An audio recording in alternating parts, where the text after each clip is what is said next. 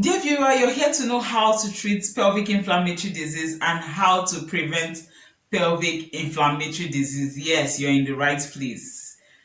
Keep on watching to the end because I have very wonderful information for you. And a little disclaimer, this video is just for educational purposes because on this channel, I help you enjoy your health and know more about your medication. I am Claire, a pharmacist. Click on the subscribe button if you haven't and join the family. Trust me, you will love it here. The treatment of pelvic inflammatory disease can be done using antibiotics, broad spectrum antibiotics that can disrupt the growth of gonorrhea, chlamydia. Those are organisms that cause pelvic inflammatory disease. By the way, if you want to know more about pelvic inflammatory disease, click on my video in the description down below. I'll leave a link there.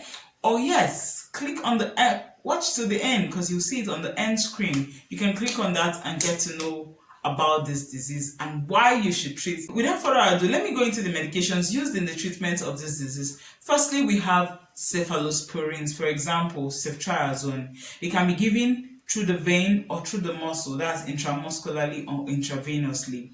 When this drug is administered, you may experience pain, rashes. Let your doctor know if you are allergic to penicillins. It's also important to know that this class of drugs can interact with live vaccines. So if you're going to get vaccinated, let your prescriber know that you are going to, because it will affect the effectiveness of your vaccine. Next, it can also interact with calcium supplements. So you should know that these shouldn't be mixed with your ceftriaxone. The second class of drugs are tetracyclines. Example, doxycycline. Doxycycline can make you experience side effects like nausea, vomiting, hypoglycemia, diarrhea. These side effects, you may not experience them. But you should know that if you're taking oral contraceptives, this medication can make this oral contraceptive less effective.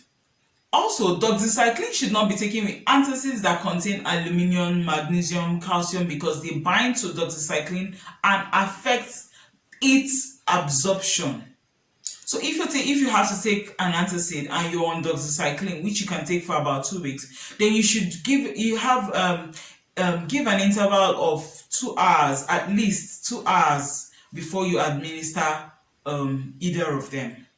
Thirdly, we have clindamycin. Clindamycin can be affected by food, in that if you eat and then take your clindamycin, it will affect the absorption of clindamycin. So it's best to take it on an empty stomach.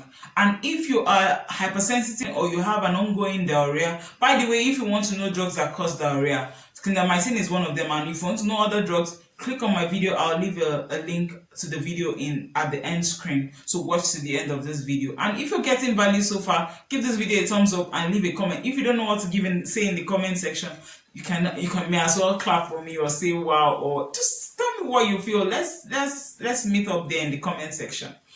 With regards to the side effects of clindamycin, you may experience diarrhea, vomiting, tiredness. Whatever your side effects are, you shouldn't stop this medication without first informing your prescriber. Fourthly, we have metronidazole. The common brand name is Flagyl. Metronidazole helps to take care of bacterial vaginitis. If you want to know more about bacterial vaginosis, click on my video at the end screen, or I will leave a link in the description below. Now, Flagyl shouldn't be taken with alcohol to prevent disulfiram reaction.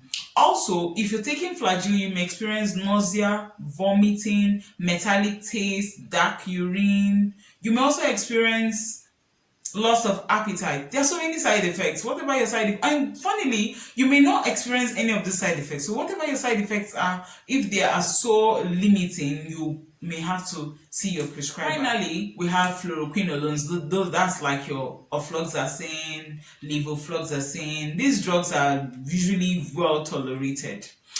With regards to the preventive tips, that is how to prevent pelvic inflammatory disease. Firstly, avoid unprotected sex. You may use condoms, barrier method, because they help to prevent sexually transmitted infections.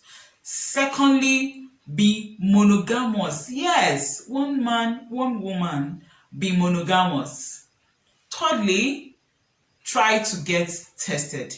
Get tested so that you can get treated to avoid the complications. Complications like infertility. Yes, you heard me right. If you want to know how it causes that, click on that video at the end screen. You would enjoy it. And finally, avoid overindulging in alcohol, drugs, smoking, because these risky behaviors can increase your risk of getting sexually assaulted. I hope you enjoyed and I hope you learned something on this video. If you did, then you would also get value from the video on your end screen right now, and I will see you there. Thank you.